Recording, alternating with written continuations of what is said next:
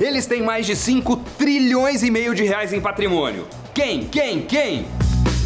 Os fundos de investimento. Vamos falar quais são os tipos e o que avaliar em cada modalidade. Começa já, logo depois da vinheta.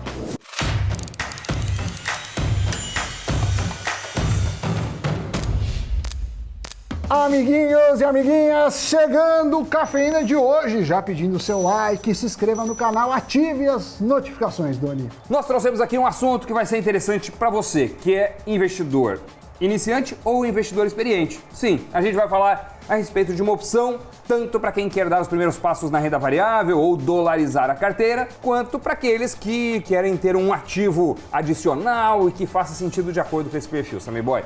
Falei, não falei nada. Bom, então vamos em frente. Enfim, vamos falar dos fundos de investimentos. Quais os tipos, como é feita a gestão, como diversificar carteiras por meio deles. Os fundos conseguem agradar diversos perfis de investidores. Eles são simples e também sofisticados.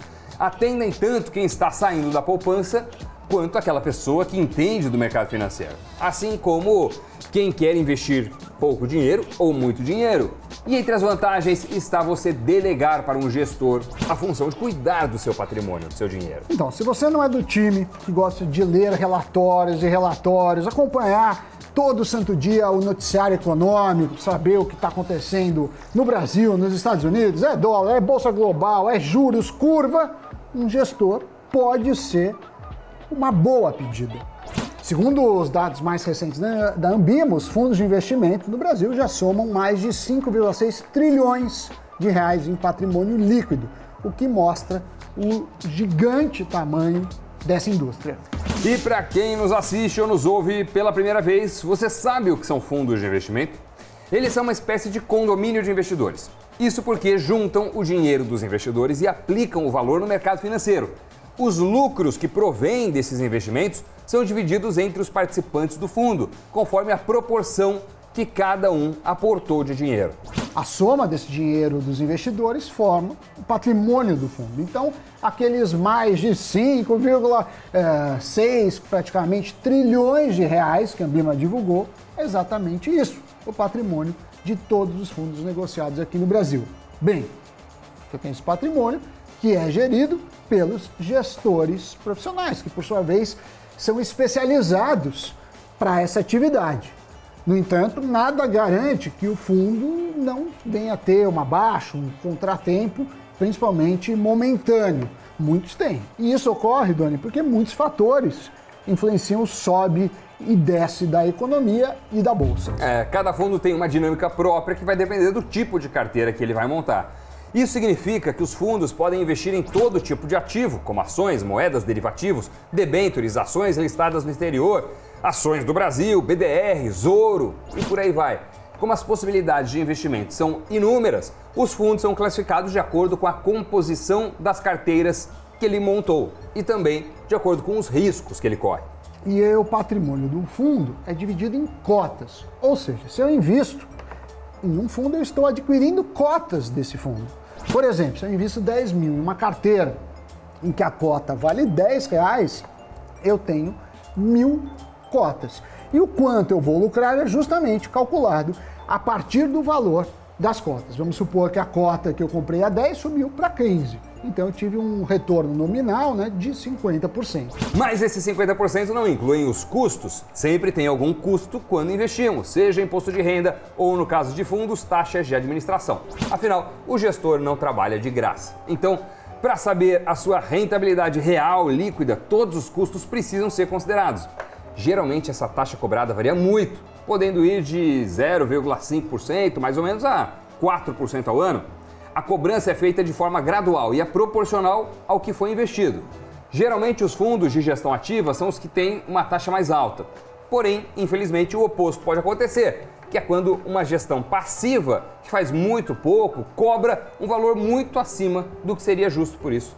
Fique de olho. E não estranhe quando você vê que além da taxa de administração, existe, em alguns casos, uma taxa de performance. Ela é baseada no resultado que o fundo entrega ao investidor. Ou seja, se o gestor bater uma rentabilidade acima do esperado, ele vai ter uma taxa extra. Suponha que você invista em um fundo que replica o Ibovespa. E esse fundo tem uma taxa de performance acima do benchmark, que é o Ibovespa. Então, se ele conseguir fazer isso, você vai ter esse custo adicional. Outros custos que precisam ser calculados no caso dos fundos são o imposto de renda e o IOF, que é o imposto sobre as transações financeiras. O IR é cobrado sobre o lucro, então se suas cotas renderem 10%, será sobre esses 10% o imposto. Esse imposto é calculado conforme o prazo. Se o fundo é de longo prazo e você vai manter o dinheiro lá por mais de um ano, paga-se uma alíquota menor que um fundo em que o investidor fica menos tempo. Nesse caso, os fundos de curto ou médio prazo têm essa diferenciação. E tem uma tabela regressiva que aponta exatamente o percentual a ser cobrado, que, como você pode imaginar, varia de forma regressiva com o tempo em que você fica investido no fundo. Ela vai aparecer aqui na tela para vocês terem uma bela ideia. São 6 os principais tipos de fundos de investimento. Tem os fundos de ações, multimercado, de renda fixa, previdência, cambial e imobiliário. Cada um tem um objetivo e persegue um benchmark.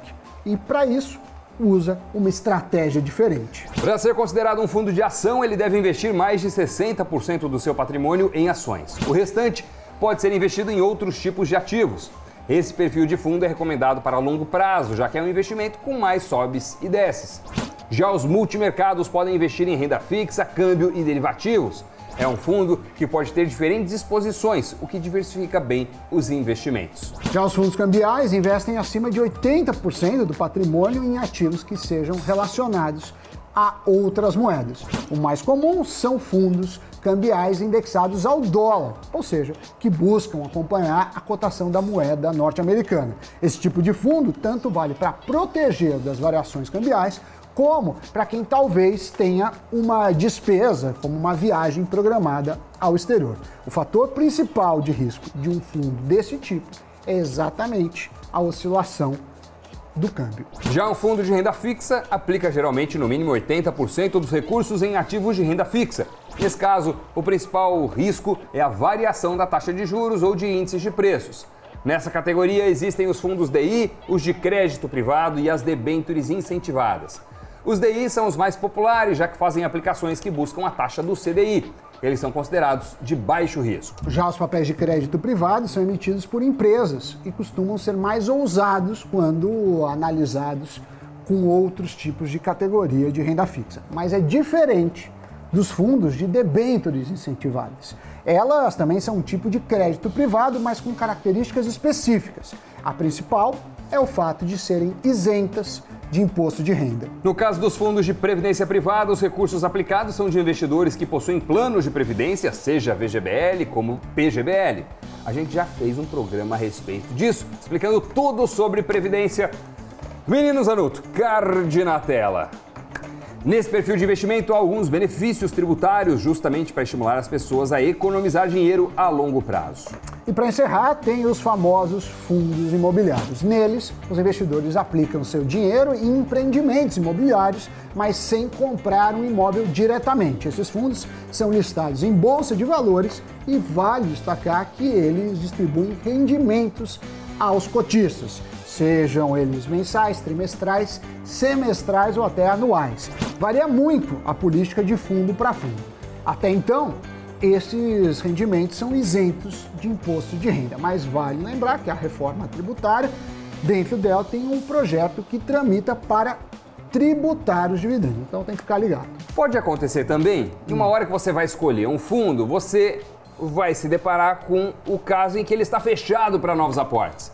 Isso significa que ele só vai receber novos investimentos quando estiver no que se chama de período de captação. Mas antes desse período, não são admitidos novos cotistas nem novos investimentos pelos antigos cotistas. Só quando houver uma rodada de investimentos é que será possível voltar a aplicar nesse fundo. Da mesma forma, o resgate das cotas também tem data certa para acontecer. Caso o investidor precise de dinheiro antes do tempo previsto, é preciso vender as cotas para outros investidores. Bem, agora vocês podem perguntar: quais são os riscos de se investir em fundos? Quais são os riscos de se investir em fundos? Muitas vezes, um fundo faz uma aplicação em um mercado de ações. ou de renda fixa, título público, câmbio ou qualquer outro, na expectativa de que o desempenho dele seja positivo. Mas, obviamente, expectativa é diferente da realidade. Então, pode acontecer de você dar com os burros na água e perder dinheiro conforme as oscilações, dada a estratégia escolhida pelo gestor. Todos os fundos estão sujeitos ao risco do mercado, que nada mais é do que as oscilações de preços causadas por eventos diversos. E por mais que tenham maneira de reduzir, de mitigar, em certo sentido, esse efeito, através de operações que ajudam a blindar a carteira, o risco nunca desaparece por completo. Existe também o risco de liquidez, mas isso só acontece quando as ações adquiridas pelo fundo ou os ativos são pouco negociados na bolsa ou tem uma dificuldade de revenda no mercado. Daí o que pode acontecer é o gestor adiar a venda dos papéis ou então ser obrigado a conceder um desconto maior que o previsto. Vale lembrar, Doni, que ao contrário de CDBs, LCIs, LCAs, poupança, os fundos não contam com a garantia do FGC. Para quem não sabe, o FGC é o Fundo Garantidor de Crédito que oferece um tipo de seguro onde reembolsa os investidores em até 250 mil por CPF por instituição financeira e no montante global não pode ultrapassar de 1 milhão caso a instituição venha a quebrar. Escolha bem os fundos que você está de olho para investir. O histórico de desempenho costuma ser uma informação relevante para os investidores que ainda estão avaliando onde apostar suas fichas. Apesar de que é sempre bom reforçar de que rentabilidade passada não é garantia de retorno futuro, mas ainda assim a análise ajuda a identificar como a carteira e o gestor se comportam ao longo do tempo em diferentes períodos. E pode completar a sua análise com avaliações externas de casas de análise ou especialistas que avaliam fundos. Isso porque eles têm métricas de rentabilidade, risco para identificar quais gestores são os melhores do mercado. A Morningstar é uma referência nesse assunto, fica a dica. É só consultar lá. Muito bem, Sammy Boy. Agora, eu quero saber se você investe em fundos. Você. Os fundos de investimento estão entre os ativos que compõem a sua carteira e que tipo de fundo você gosta mais? Fundo de renda fixa, fundo multimercado, fundo de ações, fundo cambial? Conta aí. Eu tenho um pouquinho em fundo multimercado e fundo de ações. E você, Sammy Boy? Eu acho que eu tenho multimercado e ações e eu devo ter também alguma coisa de fundo imobiliário, sem contar os ETFs, que a gente não falou no programa, mas são os fundos passivos, né? Então não foi o foco do programa de hoje. Vamos agora para o giro de notícias. A corretora Robinhood, famosa entre investidores iniciantes e traders, protocolou seu pedido para a oferta pública inicial de ações nos Estados Unidos, dando início a uma das listagens mais aguardadas do ano. A empresa estimou o tamanho da oferta em 100 milhões de dólares, valor que pode ser alterado com a definição do preço para a oferta. Uma mulher de 82 anos foi a escolhida para viajar ao espaço com ninguém menos que Jeff Bezos. A pioneira da aviação, Wally Funk, acompanhará o bilionário no primeiro voo espacial tripulado pela empresa Blue Origin. Ela foi uma das primeiras mulheres treinadas pela NASA para voar ao espaço entre 1960 e 61, mas que foram excluídas por razões de gênero. Em uma transação histórica, a Petrobras concluiu sua saída da BR Distribuidora, numa oferta que levantou 11,4 bilhões de reais para o caixa da estatal. A Petrobras vendeu 37,5% do capital da empresa, precificando a oferta a R$ 26 por ação. Essa foi a maior oferta de ações no Brasil neste ano. Muito bem, agora estamos prontos para seguir nosso dia feliz e saltitante, torcendo para bons investimentos. Tchau, tchau.